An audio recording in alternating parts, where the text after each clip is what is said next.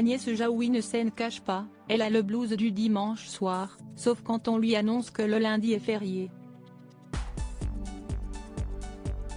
Parce qu'il ressemble à un samedi et que la fin de la fête se retrouve repoussée d'un jour, confie-t-elle au JDD. Ce cafard l'étreint au moins depuis l'enfance.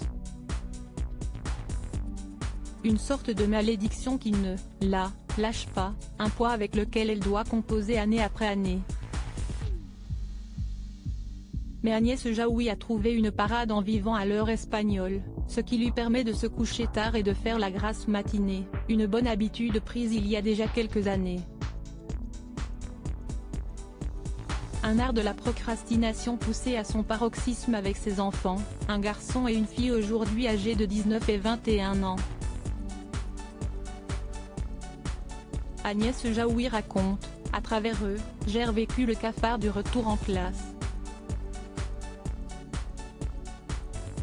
J'avoue que je ne les ai jamais forcés à faire leurs devoirs, et l'idée même de me lever tôt le lundi matin m'a découragée de les accompagner à l'école. Cette raison égoïste, la comédienne l'assume aujourd'hui pleinement, sans toutefois s'en vanter.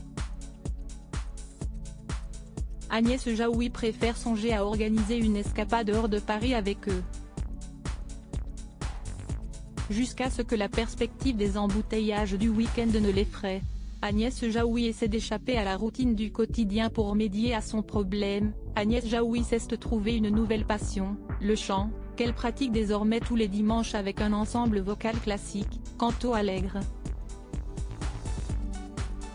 Un bon moyen pour échapper à la déprimante routine du quotidien.